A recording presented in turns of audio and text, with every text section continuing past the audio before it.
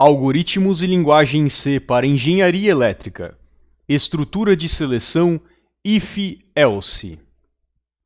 Neste ponto, começaremos o estudo dos comandos para manipular o fluxo de execução de um programa. Nos vídeos anteriores, os programas eram executados da primeira até a última instrução de uma maneira quase sequencial, sem nenhum desvio. É dito quase sem desvio devido às funções configurarem um tipo específico de desvio. Entretanto, da maneira como fizemos o uso de funções, era praticamente uma forma de reorganização do código por motivos de legibilidade. Podemos ir além da execução sequencial, ou quase sequencial, e permitir que trechos de código sejam executados ou não. Observe o diagrama na tela. Ali vemos que o programa começa a execução da primeira instrução, segue para a execução da segunda instrução, depois executa a terceira e assim por diante até a última instrução. Esse é um fluxo de execução sequencial que vai da primeira até a última instrução.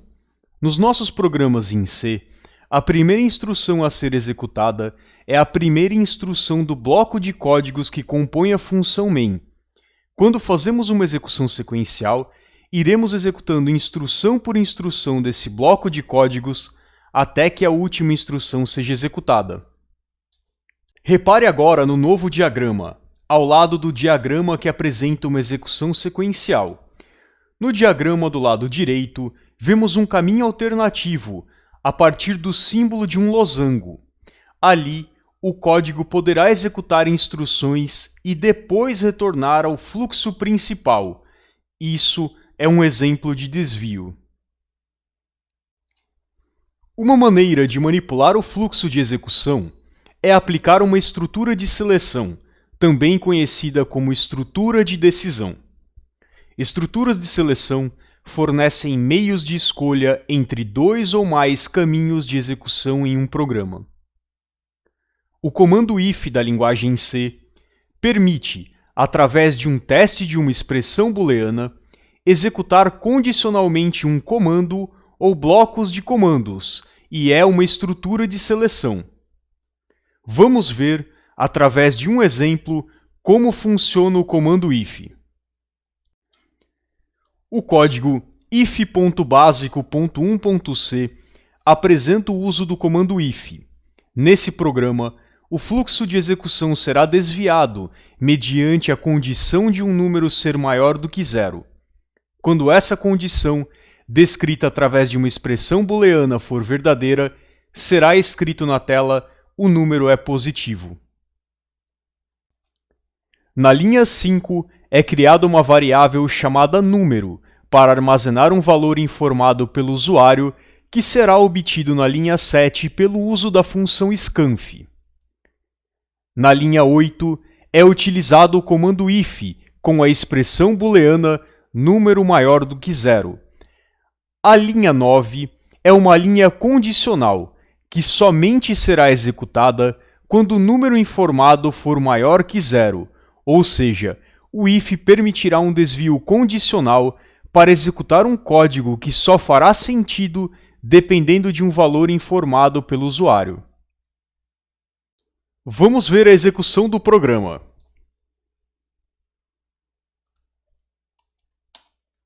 Informarei o número -10. Nenhuma mensagem na tela. Vou executá-la novamente. Informarei o número 10. Como 10 é maior que zero, é exibida a mensagem: o número 10 é positivo. A sintaxe do comando if é a seguinte. Após a palavra if, é obrigatória a presença dos símbolos de abertura e fechamento de parênteses. Dentro dos parênteses, deverá ser utilizada uma expressão booleana. Após o símbolo do fechamento de parênteses, será possível escolher entre executar somente uma instrução ou um bloco de instruções. Na linha 2, é ilustrada a sintaxe do comando if para a execução de apenas uma instrução. Repare no uso de ponto e vírgula para informar o fim da instrução.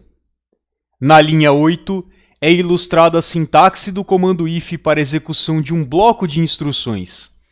Repare nos símbolos de abertura e fechamento de chaves para delimitar o bloco de instruções. Cuidado com o if que executa apenas uma instrução. Colocar um ponto e vírgula após o if significará execução de uma instrução vazia. A instrução condicional no exemplo abaixo será sempre executada, ou seja, não será uma instrução condicional. Repare na linha 6, no ponto e vírgula após o fechamento de parênteses. Este é um código sintaticamente correto, porém, geralmente resultará em erros lógicos. Se for utilizado propositalmente, então ok. Um fluxograma é um recurso visual que é utilizado tanto na documentação quanto na organização mental durante o desenvolvimento de um algoritmo. Esse diagrama que vocês estão vendo na tela ilustra o funcionamento do comando if. Neste diagrama, o losango representa o desvio através do if. Dentro do losango é colocada apenas a expressão booleana. Não é necessário colocar a palavra if. Fiz isso aqui apenas por motivos visuais para descrever o funcionamento do if. As flechas que saem do losango representam os caminhos do fluxo de execução. Neste fluxograma é fácil visualizar que este bloco, representando a instrução ou bloco de instruções internas ao if, somente será executado quando a expressão booleana contida dentro do losango for avaliada como verdadeira. Já para o caso que ela for avaliada como falsa, será executada a instrução seguinte, externa ao if. A padronização da representação em um fluxograma é algo controverso, assim como toda representação simbólica. Alguns softwares utilizam um conjunto específico de símbolos, outros softwares podem utilizar outro conjunto. Uma equipe poderá utilizar alguma representação em particular. Os símbolos mais comuns não variam muito, já a forma de escrevê-los pode variar um pouco mais. Existem padronizações ANSI e ISO para essa representação, mas o importante mesmo é utilizar a representação que seu time de desenvolvimento de software utiliza. É possível utilizar a palavra reservada else após um if para executar uma instrução ou um bloco de instruções quando a expressão utilizada no if for avaliada como falsa. Vamos ver um exemplo. O código if.else.básico.2.c ilustra o uso da palavra reservada else na linha 10. Caso o usuário informe um número que não é maior que 0, será executada a instrução printf com a string o número não é positivo. Neste código, a expressão da linha 8, junto com o valor informado pelo usuário, determinarão se o fluxo de execução seguirá para a linha 9 ou para a linha 11. Após a execução de algum dos caminhos condicionais, o fluxo de execução seguirá normalmente para a linha 12, executando o return 0. Vamos ver a execução deste programa. Informarei o número 10. O número 10 é positivo. Vou executá-lo novamente e informarei o número 0. O número 0 não é positivo. Executarei novamente e informarei o número -1. O número -1 não é positivo.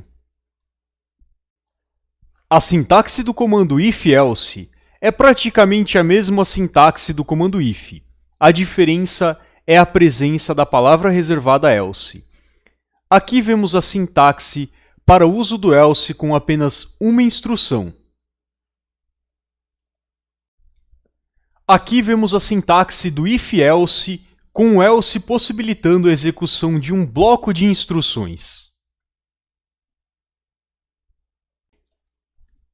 Aqui vemos o fluxograma representando o fluxo de execução de um código contendo um comando if-else. Quando o código alcançar o if, ele avaliará a expressão booleana. No caso da expressão ser avaliada como verdadeira, será executada a instrução ou bloco de instruções internas ao if. Já no caso de quando a expressão for avaliada como falso, será executada a instrução ou bloco de instruções internas ao else. Após isso, será retornado ao fluxo normal de execução das instruções externas ao if-else.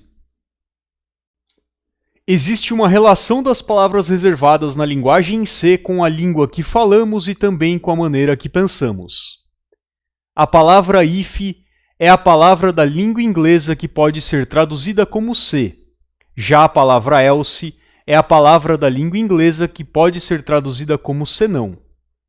A construção da solução de um problema representado em um algoritmo ou em um fluxograma e posteriormente transcrita em um programa está fortemente ligada às palavras e ao pensamento.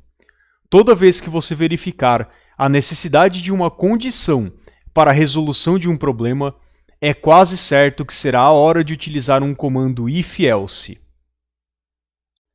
É possível utilizar novamente comandos if-else nas instruções ou bloco de instruções internas aos if-else.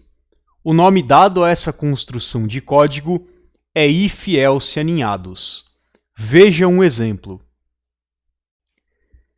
O código if.else.aninhado.c ilustra o uso de um comando if-else dentro de um else. Observe a linha 11.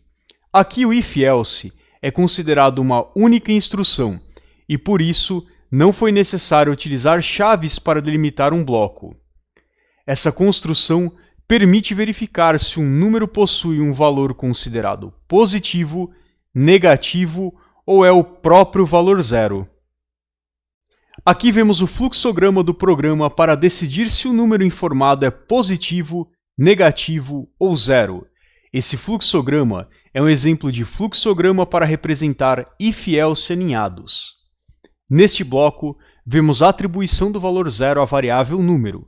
No bloco seguinte, é feita a leitura via teclado de um valor que será atribuído à variável número. No losango, é empregada uma expressão booleana que testará se o número é maior que zero.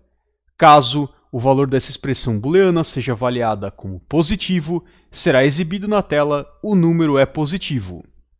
Caso seja avaliada como falsa, será feita uma nova decisão, uma nova seleção utilizando a expressão booleana número menor que zero.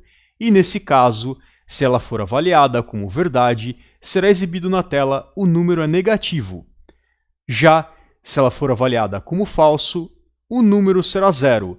Afinal, o número não é positivo, o número não é negativo, ele só pode ser o número zero. Vamos ver a execução do programa para decidir se um número é positivo, negativo ou zero.